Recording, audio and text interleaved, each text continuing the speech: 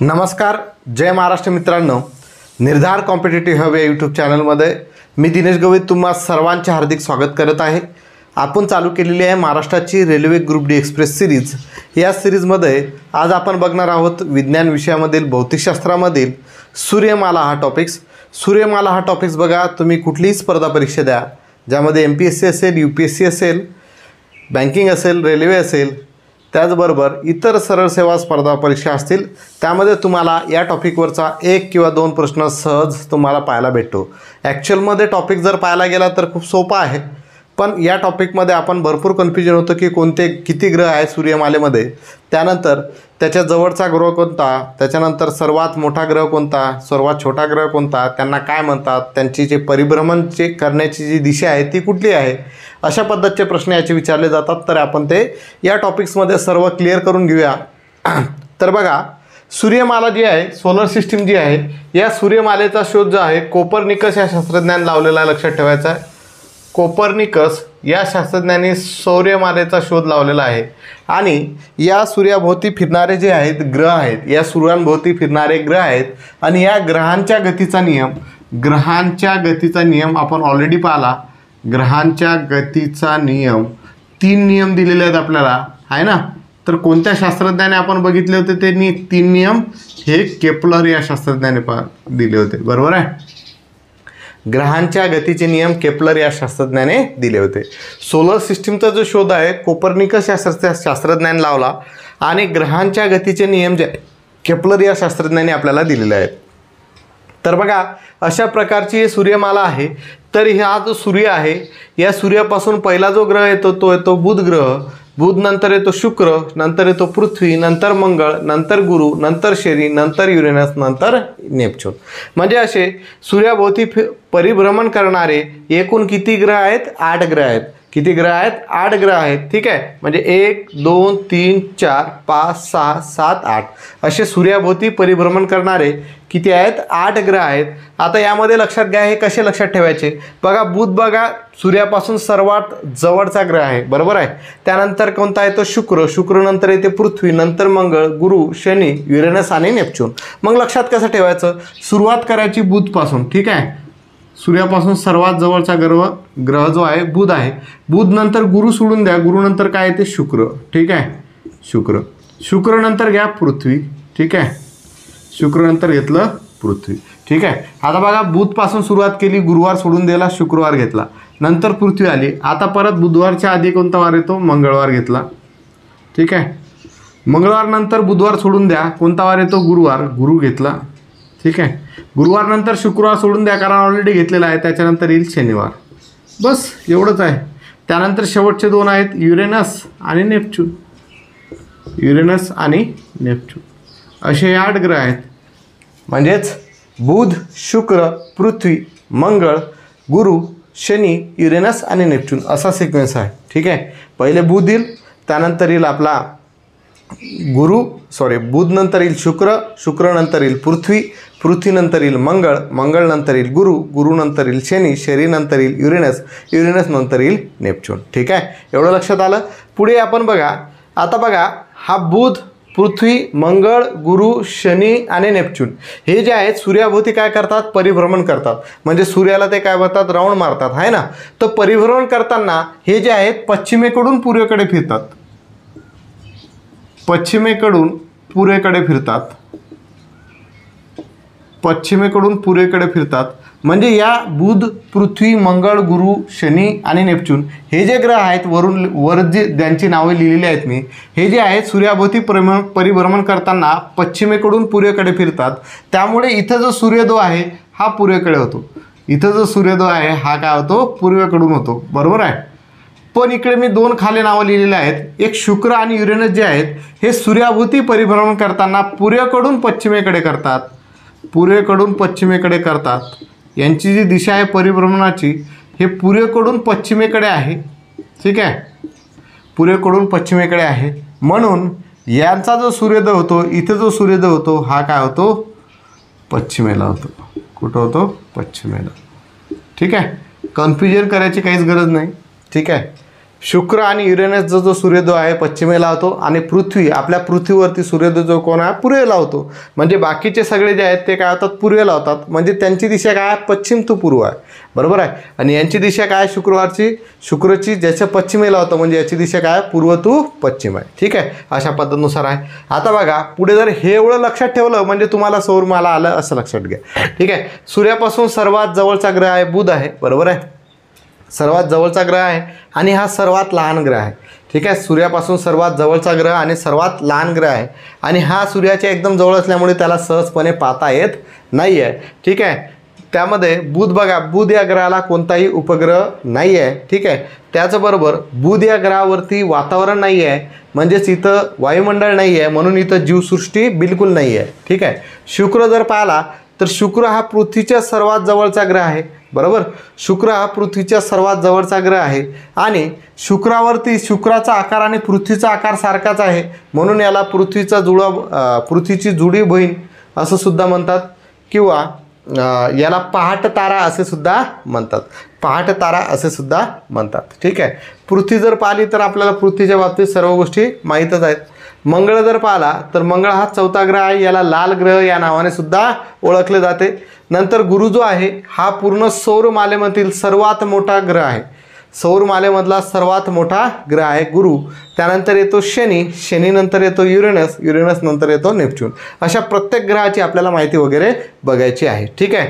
तर यामध्ये लक्षात घ्या हे जे आहेत बुध पृथ्वी मंगळ गुरु शनी आणि नेपच्यून यामध्ये सूर्योदय पूर्वेकडून होतो आणि शुक्र आणि युरेनस याच्यामध्ये सूर्योदय पश्चिमेकडून होतो. ठीक आहे. आता सूर्य बघू. सूर्य हा पृथ्वीच्या सर्वात जवळचा काय तारा आहे. ठीक आहे. एवढं तर आपल्याला माहीत आहे. आणि सूर्य हा जो आहे हा एक वायूचा गोळा आहे. त्याच्यामध्ये हायड्रोजन आहे 71%, हिलियम आहे 26.5% आणि त्यामध्ये इतर जे घटक आहेत ते आहेत 2.5%. ठीक आहे. हा एक वायूचा गोळा आहे. यामध्ये हायड्रोजन जे आहे 71% आहे, हिलियम जे आहे 26.5% आहे आणि इतर जे घटक आहेत 2.5% आहेत.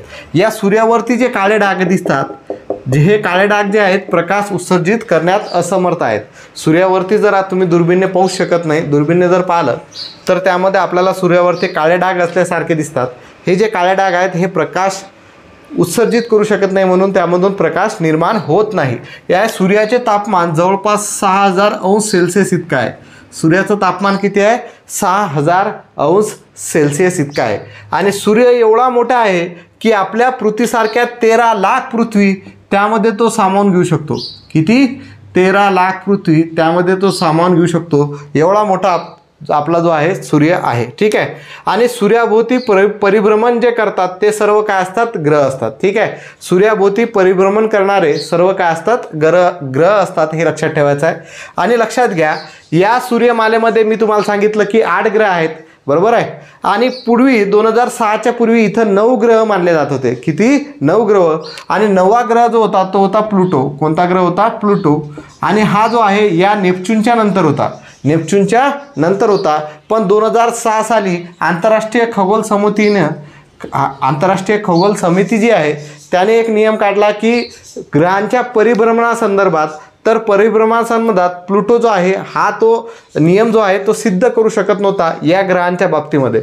जर सूर्य हे जे ग्रह सूर्याभोवती परिभ्रमण करतात तर यांचं परिभ्रमण करण्यासाठी एक नियम 2006 साली आंतरराष्ट्रीय खगोल समितीने काढला आणि त्यावेळेस प्लुटो त्या नियमाला फॉलो करत नव्हता म्हणून प्लुटोला या ग्रहांच्या मधून काढून टाकलं आणि त्याला बटू ग्रह असं नाव दिलं. ठीक आहे. म्हणून तो या ग्रहांच्या याच्यामधून निघून गेला म्हणून तो काय झाला बटू ग्रह. ठीक आहे. हेच मी इथं लिहिलेलं आहे. 2006 साली प्लुटो जो आहे हा सूर्यापासून सर्वात दूरचा ग्रह होता. पण आंतरराष्ट्रीय खगोल समितीने जो सूर्याभोवती परिभ्रमण करण्याचे जे नियम आहेत ग्रहांच्या बाबतीमध्ये त्यामध्ये तो नियम एक काढला. त्या नियमामध्ये प्लुटो तो नियम फॉलो करत नव्हता म्हणून प्लुटोला या ग्रहांच्या लिस्टमधून काढून टाकलं आणि त्याला आता बटू ग्रह असे म्हणतात. ठीक आहे. तर अशा पद्धतीनुसार सूर्याच्या बाबतीत हे होतं. मी तुम्हाला सांगितलं की सूर्यमालेचा शोध जो आहे हा कोपर्निकस या शास्त्रज्ञाने लावलेला आहे आणि ग्रहांच्या गतीचा नियम आपण पाहिला होता केप्लरचे 3 नियम. तर केप्लर या शास्त्रज्ञाने ग्रहांच्या गतीचे नियम लावलेले आहेत. त्याचबरोबर मी तुम्हाला सांगितलं की सूर्यमाला आहे. सूर्यमालेमध्ये एकूण 8 ग्रह आहेत. सिक्वेन्स कसा बुधपासून सुरुवात करायचं गुरु सोडून द्यायचा शुक्र, शुक्र झाला की आपली घ्यायची पृथ्वी, पृथ्वीनंतर याचं मंगळ, मंगळ झाला की बुध सोडून द्या गुरु घ्यायचा, गुरु झाला की शुक्र सोडून द्या शनी घ्यायचा, शनी झाला की युरेनस, युरेनस झाला की नेपच्यून. अशा पद्धतीनुसार सिक्वेन्स आहे. आणि सूर्य जो आहे हा पृथ्वीजवळचा सर्वात जवळचा तारा आहे. आणि एक हा वायूचा गोळा आहे ज्यामध्ये हायड्रोजन 71% आहे, हिलियम जे आहे 26.5% आहे आणि 2.5% अन्न घटक आहेत. या सूर्यावरती जे काळे डाग आपल्याला दिसतात ते जे आहेत ते काळे डाग प्रकाश उत्सर्जित करत नाही आहेत. आणि सूर्याचा आकार एवढा मोठा आहे की तो आपल्या पृथ्वीसारख्या जवळपास 13 लाख पृथ्वी आपल्यामध्ये सहज सामावून घेऊ शकतो. सूर्याचं तापमान जे आहे 6000 अंश सेल्सिअस इतकं आहे.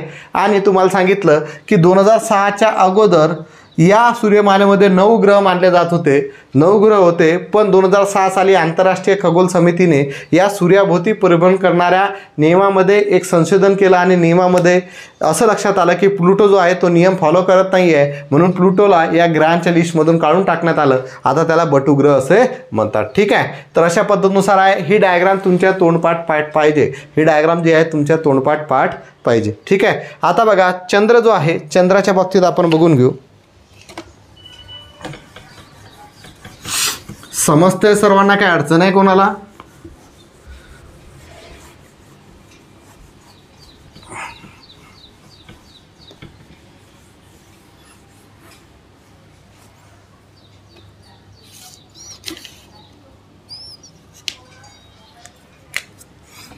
चंद्र, चंद्र जर पाहिला हा शुक्र झाला आहे ना.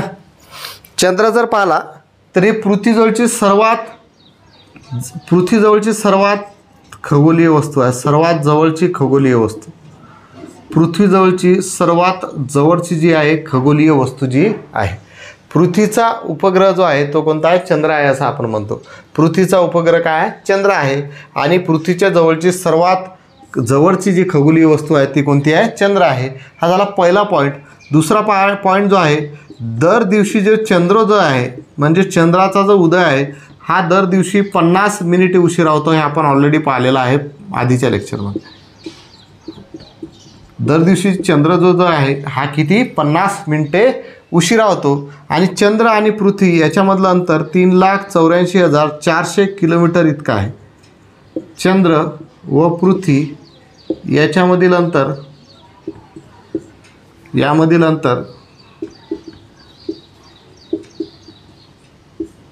किती आहे? 3,84,400 किलोमीटर इतका आहे. आता चौथं बघा, हा चंद्र जो आहे पृथ्वीचा उपग्रह आहे. म्हणजे चंद्र हा जो आहे पृथ्वीभोवती काय करत असेल? परिभ्रमण करत असेल.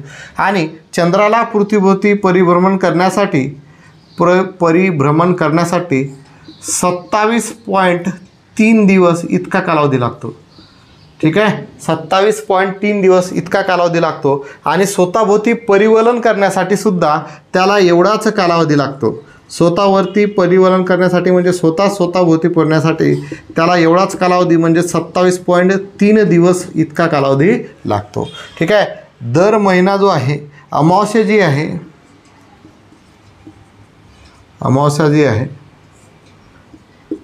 येते ना, अमावस्या जी आहे 29.5 दिवसानंतर येते. किती? 29.5 दिवसानंतर अमावस्या आपल्याला पाहायला भेटते. तर अशा पद्धतीनुसार चंद्र आहे. चंद्र जे आहे ही पृथ्वीजवळची सर्वात जवळची खगोलीय वस्तू आहे. चंद्राचा जो उदय आहे हा दर दिवशी 50 मिनिटांनी उशिरा होत असतो. चंद्र आणि पृथ्वी याच्यामधील अंतर 3,84,400 किलोमीटर एवढं अंतर आहे. याला चंद्राला पृथ्वीभोवती परिभ्रमण करण्यासाठी 27.3 दिवस लागतात. आणि स्वतःभोवती परिवलन करण्यासाठी सुद्धा तेवढाच वेळ लागतो म्हणजे 27.3 दिवस लागतात. त्यानंतर जी अमावस्या आहे ही जी आहे दर महिन्याला 29.5 दिवसानंतर अमावस्या आपल्याला पाहायला भेटते.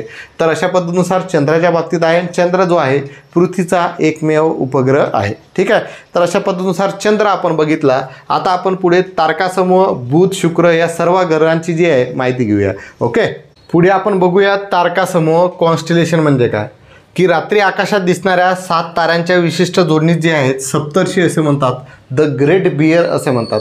रात्री आकाशामध्ये 7 तारे दिसतात ना, ते 7 ताऱ्याची जोडणी आहे याला सप्तर्षी द ग्रेट बियर असं म्हणतात. आणि लक्षात ठेवा मृग नक्षत्र जे आहे हा तारकासमूह आकाशात फार तेजस्वी दिसतो आणि हे नक्षत्र हिवाळ्यामध्ये जास्त प्रमाणात पाहायला आपल्याला भेटतात. हिवाळ्यात रात्री फार चटकन दिसतात. ठीक आहे. मृग नक्षत्र जे आहे तारकासमूहात 7 ते 8 तारे असतात. 7 ते 8 तारे असतात आणि या मृग नक्षत्र तारकासमूहाच्या काही अंतरावर व्याध तारा असतो. कोणता तारा असतो? व्याध तारा असतो. वृश्चिक तारकासमूहात 10 ते 12 दिवस तारे दिसत असले तरी त्यातील ज्येष्ठा तारा जो आहे हा सर्वात तेजस्वी तारा आहे आणि या ताऱ्याचे पृथ्वीपासूनचे अंतर काढण्यासाठी पराशर पद्धत वापरतात. ठीक आहे. कुठली पद्धत वापरतात? पराशर पद्धत वापरतात. म्हणजे बघा, रात्री आकाशात दिसणाऱ्या 7 ताऱ्यांच्या विशिष्ट जोडणीस आपण काय म्हणतो? सप्तर्षी द ग्रेट बियर असे म्हणतो. मृग नक्षत्र जो आहे हा तारकासमूह जो आहे आकाशात फार तेजस्वी आहे आणि हे नक्षत्र जे आहे हिवाळ्यात रात्री फार चटकन दिसतात. मृग नक्षत्रामध्ये तारकासमूहात 7 ते 8 तारे असतात. मृग नक्षत्र तारकासमूहाच्या काही अंतरावर व्याध तारा आहे आणि वृश्चिक तारकासमूहात 10 ते 12 दिवस तारे दिसत असले तरी त्यामधला ज्येष्ठा तारा जो आहे हा सर्वात तेजस्वी तारा आहे आणि त्याचे पृथ्वीपासून अंतर काढण्यासाठी पराशर पद्धत ही पद्धत वापरली जाते. आता जवळपास या तारकासमूह जर पाहिलं तर यामध्ये 88 तारकासमूह आहेत. त्यामधले उत्तर गोलार्धामध्ये 37 तारकासमूह आहेत आणि दक्षिण गोलार्धामध्ये 51 तारकासमुद्र आहेत. लक्षात ठेवायचे आहे. तारकासमूह आहेत. 37 तारकासमूह उत्तर गोलार्धामध्ये आणि 51 तारकासमूह दक्षिण गोलार्धामध्ये आहेत. एकूण असे 88 तारकासमूह आपल्याला सौरमालेमध्ये पाहायला भेटतात. ठीक आहे. तर अशा पद्धतीनुसार आपण हे तारकासमूह बघितलेले आहेत. टोटल किती आहेत ते 88 आणि हे 7 तारे दिसतात त्याला सप्तर्षी म्हणतात. मृग नक्षत्र जे आहे हा तारकासमूह आकाशात सर्वात तेजस्वी तारकासमूह आहे. हे नक्षत्र हिवाळ्यामध्ये रात्री फार चटकन दिसते. यामध्ये 7 ते 8 तारे असतात. याच्यापासून काही अंतरावर व्याध तारा असतो. वृश्चिक नक्षत्र जे आहे वृश्चिक तारकासमूह जे आहे याच्यामध्ये 10 ते 12 दिवस तारे दिसत असले तरी ज्येष्ठा जो तारा आहे हा सर्वात तेजस्वी तारा यामधला असतो आणि यामध्ये पृथ्वीचे या ज्येष्ठ ताऱ्यापासूनचे अंतर काढण्यासाठी पराशर पद्धत वापरतात. ठीक आहे. 37 तारकासमूह उत्तर गोलार्धामध्ये आहेत आणि 51 तारकासमूह दक्षिण गोलार्धामध्ये आहेत. अशी एकूण 88 तारकासमूह आपल्याला पाहायला भेटतात. पुढे आपण बघूया बुध ग्रहाच्या बद्दल माहिती. तर बुध ग्रह जर पाहिला, बुध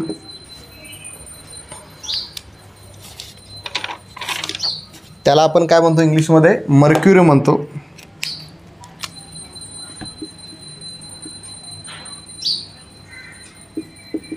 ठीक आहे. साधे पॉईंट आहे त्याचे. बघा, बुध जो आहे हा सूर्यापासून सर्वात जवळचा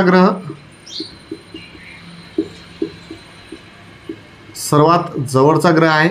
आपल्याला दिसूच राहिलं सूर्यापासून सर्वात जवळचा ग्रह आहे आणि याची जी आकारमान आहे खूप लहान आहे व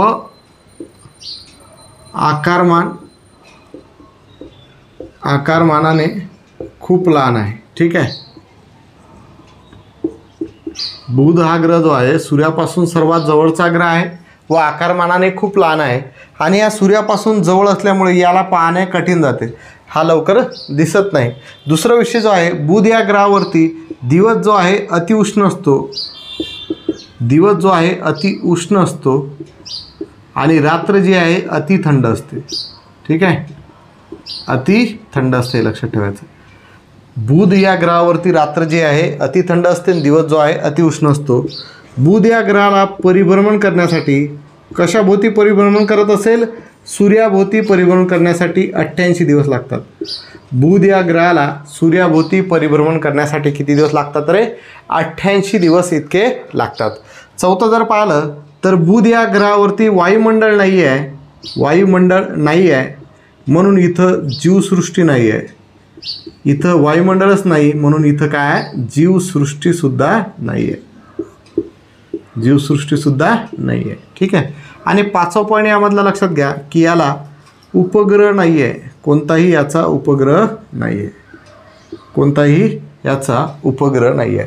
हे बुध या ग्रहाच्या बाबतीपासे 5 पॉईंट तुम्ही लक्षात ठेवा की सूर्यापासून सर्वात जवळचा ग्रह आणि आकारमानाने लहान आहे. दिवस यामध्ये अतिउष्ण असतात आणि रात्र जी आहे अतिथंड असते. परिभ्रमण करण्यासाठी सूर्याभोवती परिभ्रमण करण्यासाठी याला 88 दिवस लागतात. आणि या बुध या ग्रहावरती वायुमंडळच नाही आहे, म्हणून इथं जीवसृष्टी नाही आहे आणि या बुध या ग्रहाला कोणताही उपग्रह नाही आहे.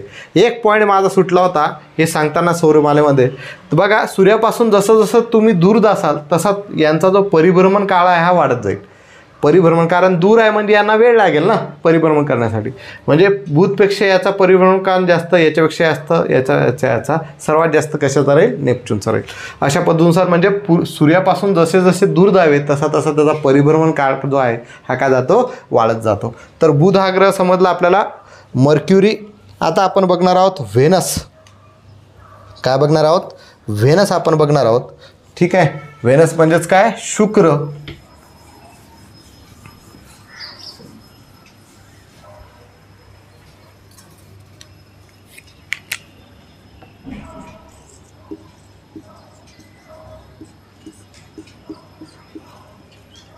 व्हेनस. ठीक आहे. आता बघा, सूर्यापासून दुसरा उपग्रह आहे ना, सूर्यापासून दुसरा उपग्रह आणि पृथ्वीच्या सर्वात जवळचा उपग्रह. पृथ्वीच्या सर्वात जवळचा उपग्रह. जवळचा उपग्रह.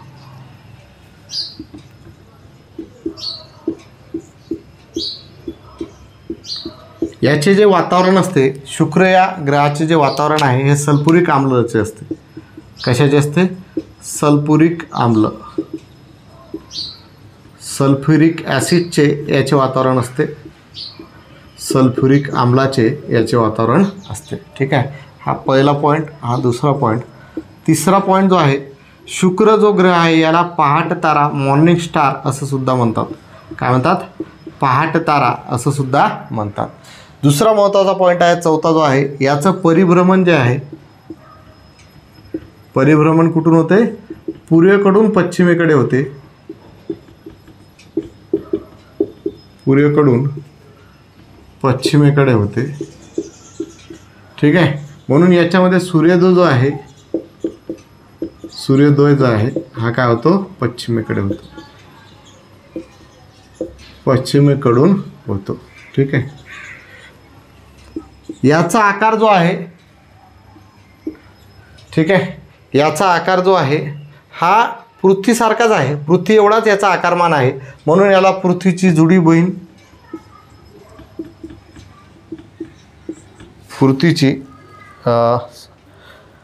पृथ्वीचा जुडवा ग्रह, पृथ्वीचा जुडवा ग्रह किंवा पृथ्वीची बहीण असं म्हणतात. पृथ्वीची बहीण असं म्हणतात. पृथ्वीची बहीण असं म्हणतात. या शुक्र या ग्रहाचा आकार बघा, जवळपास या पृथ्वीसारखाच आहे. पृथ्वी एवढाच आहे, म्हणून याला पृथ्वीचा जुडवा ग्रह किंवा पृथ्वीची बहीण असे म्हणतात. आणि या शुक्र या ग्रहामध्ये 95% कार्बन डायऑक्साईड आहे आणि 3.5% नायट्रोजन आहे. 3.5% जे आहे हा काय? नायट्रोजन आहे. आणि 7वा जर पॉईंट पाहिला तर या ग्रहाला एकही उपग्रह नाही आहे. या ग्रहाचा कोणताही उपग्रह नाही आहे. ठीक आहे. तर हे 7 पॉईंट यामध्ये लक्षात ठेवा की हा पृथ्वीच्या सर्वात जवळचा उपग्रह आहे, सर्वात जवळचा ग्रह आहे. आणि शुक्र जो आहे हा सूर्यापासून कितवा नंबरचा ग्रह आहे? दुसऱ्या नंबरचा ग्रह आहे. यामधलं जे वातावरण असते हे सल्फ्युरिक आम्लचं असते. याला पहाट तारा, मॉर्निंग स्टार असे सुद्धा म्हणतात.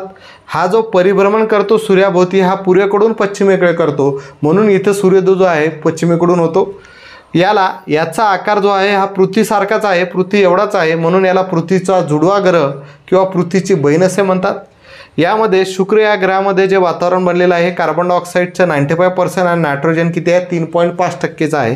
ठीक आहे. म्हणजे वायुमंडळ जे आहे. आणि शुक्र या ग्रहाला जे आहे एकही उपग्रह नाही आहे. तर अशा पद्धतीनुसार आपण हे 2 ग्रह बघितलेले आहेत. आता आपण पुढे पृथ्वी, मंगळ, गुरु, शनी, युरेनस आणि नेपच्यून बघून घेऊ. पृथ्वी मोठा पार्ट आहे, व्यवस्थित क्लिअर करून घेऊ. ओके. पुढे आपण बघूया पृथ्वी. आपली जी पृथ्वी आहे, अर्थ आहे, याच्याबद्दल माहिती आपण बघूया. तर बघा, पृथ्वी जी आहे याला निळा ग्रहसुद्धा म्हणतात, कारण पृथ्वीवरती काय? पाणी आहे. पाणी असल्यामुळे याला निळा ग्रहसुद्धा म्हणतात. पृथ्वीच्या गुरुत्वाकर्षणापासून मुक्त होण्यासाठी आवश्यक वेग जो असतो तो असतो इस्केप वेलोसिटी, आणि हे इस्केप वेलोसिटी किती असते 11.2 किलोमीटर प्रति सेकंद. आणि सर्वात महत्त्वाचा पॉईंट म्हणजे बघा, पृथ्वीवरती काय आहे, योग्य वातावरण आहे, त्याचबरोबर पाणी आहे, त्याचबरोबर वायुमंडळ आहे, आणि ओझोनचं संरक्षण असल्यामुळे एकमेव असा ग्रह आहे ज्यावरती जीवसृष्टी आहे, ज्यावरती काय जीवसृष्टी आहे. आणि पृथ्वीचे स्वतःभोवती परिवलन करण्यासाठी, परिवलन ज्या आसाभोवती होते किंवा ज्या आसासोबत होते, तो आज जो आहे परिभ्रमण कक्षेला लंब नसून थोडा कललेला आहे. त्यामुळे या पृथ्वीवरती ऋतू तयार होतात, जसे उन्हाळा, हिवाळा आणि पावसाळा. ठीक आहे, तर या गोष्टी लक्षात ठेवा. जो परिवलन कक्षेचा जो आस आहे तो परिभ्रमण कक्षेला लंब नसून थोडा कललेला आहे, म्हणून पृथ्वीवरती आपल्याला ऋतू पाहायला भेटतात. ठीक आहे, पृथ्वी सर्वाधिक घनतेचा ग्रह आहे, 5.51 ग्रॅम प्रति सेंटीमीटरचा वर्ग. पृथ्वीचे वस्तुमान किती आहे, 6 × 10⁻24 किलोग्राम इतकं पृथ्वीचं वस्तुमान आहे. आणि पृथ्वीचा जो विषुववृत्तीय व्यास आहे हा 12,756 आहे, आणि पृथ्वीचा जो ध्रुवीय व्यास आहे हा 12,714 किलोमीटर आहे. म्हणजेच यामधला फरक जो आहे 43 किलोमीटर आहे. म्हणजे पृथ्वीचा ध्रुवीय व्यास आणि विषुववृत्तीय व्यास यामधला फरक किती आहे, 43 किलोमीटर इतका आहे, हे लक्षात ठेवायचं आहे. ठीक आहे, ती आपल्या अक्षावरती पश्चिमेकडून पूर्वेकडे 27 किलोमीटर प्रति मिनिटच्या गतीने फिरते, आणि हा चक्कर 23 तास 56 मिनिट 4 सेकंदामध्ये पूर्ण करते. म्हणजे स्वतःला परिवलन करण्यासाठी तिला किती वेळ लागतो, 23 तास 56 मिनिट आणि 4 सेकंदमध्ये ती स्वतःभोवती परिवलन करते, आणि कितीच्या पश्चिमेकडून पूर्वेकडे 27 किलोमीटर प्रति मिनिटच्या गतीने ते फिरते. पृथ्वी आपल्या अक्षावर 23.5 अंश झुकलेली आहे. पृथ्वी जी आहे आपल्या अक्षावरती किती आहे, 23.5 अंश झुकलेली आहे. पुढे आपण बघूया, पृथ्वीला सूर्याभोवती परिभ्रमण करण्यासाठी 365 दिवस 5 तास 48 मिनिट आणि 46 सेकंद इतक्या वेळ लागतो. म्हणून तुम्ही बघा, दर 4 वर्षानंतर लीप वर्ष येते. म्हणजे हे 5 तास 48 मिनटं म्हणजे 5 चौक 20 आणि 48 म्हणजे असे 22-23 तास होतात. तर ते 23 तास मिळून 1 दिवस गणला जातो. म्हणजेच दर 4 वर्षानंतर आपल्याला लीप वर्ष पाहायला भेटते. ठीक आहे, आता बघा, या सौरमंडलामधील सर्वात चमकीला तारा जो आहे त्याला सायरस हा म्हणतात, त्याला इंग्लिशमध्ये डॉग स्टार म्हणतात. हा पृथ्वीपासून 9 प्रकाश वर्ष इतक्या अंतरावरती आहे. ठीक आहे, सौरमंडलातील सर्वात चमकीला जो तारा आहे सायरस, त्याला इंग्लिशमध्ये डॉग स्टार म्हणतात. हा पृथ्वीपासून 9 प्रकाश वर्ष इतक्या अंतरावरती आहे.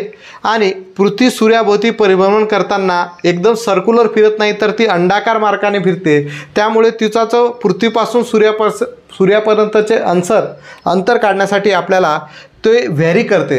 म्हणजेच पृथ्वीचे सूर्यापासूनचे अंतर प्रत्येक वेळेस सारखं नसते, तर ते अधिकतम अंतर असते एकदा 15.21 कोटी किलोमीटर 4 जुलै रोजी, आणि कमीत कमी अंतर असते 14.70 कोटी किलोमीटर 3 जानेवारी रोजी. ठीक आहे, ह्या गोष्टी लक्षात ठेवा. कारण पृथ्वी जी आहे हे सूर्याभोवती परिभ्रमण करताना सर्क्युलर फिरत नाही, तर अंडाकार फिरते, अंडाकार अशी फिरते. ठीक आहे, तर अंडाकार फिरत असल्यामुळे जेव्हा इकडे असेल तेव्हा तिचा जो अंतर असेल ते सर्वात जास्त असेल, आणि इकडे जर असेल तर तेव्हा ते कमी असेल. म्हणजे अधिकतम अंतर किती असते 15.21 कोटी किलोमीटर ते 4 जुलै रोजी, आणि कमीत कमी अंतर असते 14.70 कोटी किलोमीटर, ती किती असते 3 जानेवारी रोजी. आणि लक्षात घ्या, पृथ्वी आणि सूर्यापासूनचे अंतर काढण्यासाठी खगोलीय एकक वापरतात. कोणतं एकक वापरतात, खगोलीय एकक वापरतात. ठीक आहे, पृथ्वी आणि सूर्यापासूनचे अंतर काढण्यासाठी खगोलीय एकक वापरतात. ठीक आहे, आपल्याला माहीत आहे पृथ्वीचा एकमेव उपग्रह आहे तो कोणता आहे, चंद्र आहे. ठीक आहे, आणि तो जो आहे 59% पृथ्वीवरून आपल्याला दिसतो, 59%. ठीक आहे, एवढं लक्षात ठेवा. तर या गोष्टी लक्षात ठेवा. पृथ्वी जर पाहिलं तर पृथ्वीला निळा ग्रह म्हणतात, कारण त्यावरती पृथ्वीवर काय आहे, पाणी आहे. पृथ्वीमध्ये वातावरण त्याच्यानंतर वायुमंडळ आणि ओझोनचं संरक्षण असल्यामुळे एकमेव जीवसृष्टी असणारा जो आहे हा ग्रह आहे. त्यानंतर पृथ्वी आपल्या परिवलन कक्षेच्या आसाच्या भोवतीच किंवा आसाच्या आज जो आहे परिभ्रमण कक्षाचा जो आस आहे हा परिभ्रमण कक्षेला लंबरूप नसल्यामुळे थोडासा कललेला आहे, त्यामुळे इथं ऋतू पाहायला भेटतात. आणि पृथ्वी जी आहे आपल्या अक्षावर 23.5 अंश इतकी झुकलेली आहे. पृथ्वीची सर्वाधिक घनतेचा ग्रह आहे 5.51 ग्रॅम सेंटीमीटरचा वर्ग. पृथ्वीचे वस्तुमान किती आहे 6 × 10⁻24 किलोग्रॅम इतकं पृथ्वीचं वस्तुमान आहे. आणि पृथ्वीच्या गुरुत्वाकर्षणापासून मुक्त होण्यासाठी जो आवश्यक वेग आहे म्हणजेच इस्केप वेलोसिटी आहे ती किती आहे 11.2 किलोमीटर प्रति सेकंद आहे. पृथ्वीचा ध्रुवीय व्यास जो आहे 12,714 आहे आणि पृथ्वीचा विषुववृत्तीय व्यास आहे 12,756 आहे आणि यामधला फरक जो आहे 43 किलोमीटर इतका आहे. ती आपल्या अक्षावर पश्चिमेकडून पूर्वेकडे 27 किलोमीटर प्रति मिनिटच्या गतीने फिरते आणि हा जो चक्कर आहे 23 तास 56 मिनिट आणि 4 सेकंदामध्ये पूर्ण होतो. पृथ्वीला सूर्याभोवती परिभ्रमण करण्यासाठी 365 दिवस 5 तास 48 मिनिट 46 सेकंद लागतात आणि हे 5 तास पुढे आपण ॲड केलं तर 4 वर्षानंतर 20 तास होतात आणि 48चे आणखी 2 तास ॲड करू म्हणजे असे 22 तास होतात. म्हणून 4 वर्षानंतर आपल्याला लीप वर्ष पाहायला भेटते. पृथ्वीपासून म्हणजे आकाश सौरमालेमधला सर्वात चमकीला जो तारा आहे सायरस आहे त्यालाच डॉग स्टार म्हणतात. हा पृथ्वीपासून 9 प्रकाश वर्ष इतक्या अंतरावरती आहे आणि पृथ्वी सूर्याभोवती परिभ्रमण करताना सर्क्युलर फिरत नाही तर अंडाकार मार्गाने फिरते. त्यामुळे पृथ्वीचे सूर्यापासूनचे अंतर काढणं कठीण जाते आणि त्यामधलं अधिकतम अंतर असते 15.21 कोटी किलोमीटर 4 जुलै रोजी आणि कमीत कमी अंतर असते 14.70 कोटी किलोमीटर 3 जानेवारी रोजी. आणि पृथ्वी आणि सूर्यापासूनचे अंतर मोजण्यासाठी खगोलीय एकक वापरतात हे लक्षात ठेवायचं आहे. पृथ्वीचा एकमेव उपग्रह आहे तो कोणता आपला चांदूमामा चंद्र हे पण आपल्याला लक्षात ठेवायचं आहे. ठीक आहे, तर अशा पद्धतीनुसार हे पॉईंट आपल्याला पृथ्वीच्या बाबतीत लक्षात ठेवायचे आहेत. ठीक आहे, लक्षात घ्या. ठीक आहे, आता बघा पृथ्वी झाली. आता आपल्याला बघायचं आहे पृथ्वीनंतर येणारा ग्रह तर कुठला आहे तो मंगळ. ठीक आहे, पृथ्वीनंतर येणारा ग्रह कुठला आहे मंगळ. मंगळ आपण ग्रह बघून घेऊ आणि बाकीचे ग्रह आणि जे पॉईंट आहेत ते आपण उद्याच्या लेक्चरला क्लिअर करून टाकू. उद्या चॅप्टर हा संपवून टाकू. ठीक आहे, नेक्स्ट आहे मंगळ. यालाच म्हणतात मार्स. ठीक आहे, यामधले 3-4 पॉईंट अत्यंत महत्त्वाचे आहेत. तर जो मंगळ ग्रह आहे याच्यावरती लोह आहे. लोह म्हणजेच काय आहे त्याला आयरन ऑक्साईड. आयरन ऑक्साईड आहे.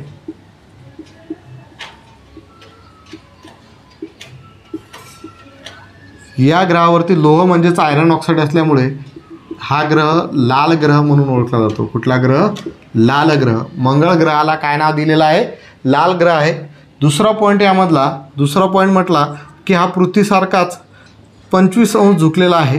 किती अंश आहे 25 अंश झुकलेला आहे. पृथ्वी किती 23.5 अंश झुकलेली होती म्हणून यामध्ये ऋतू पाहायला भेटतात. आपल्याला ऋतू पाहायला भेटतात. यामध्ये ऑक्सिजन आणि नायट्रोजनचे वायुमंडळ आहे. यामध्ये ऑक्सिजन व नायट्रोजन आपल्याला पाहायला भेटतो.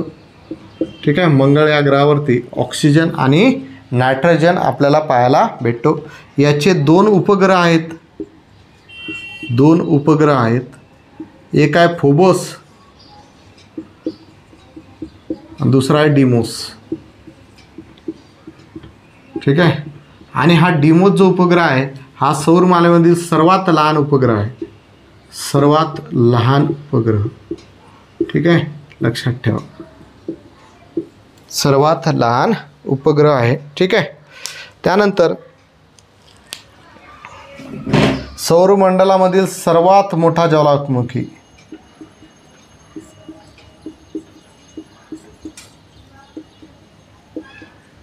सर्वात मोठा ज्वालामुखी जो आहे त्याचं नाव आहे ओलिपस मेसी.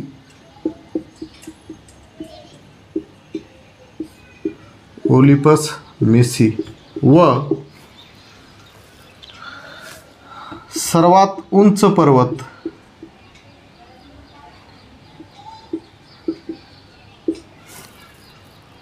निक्स ओलंपिया.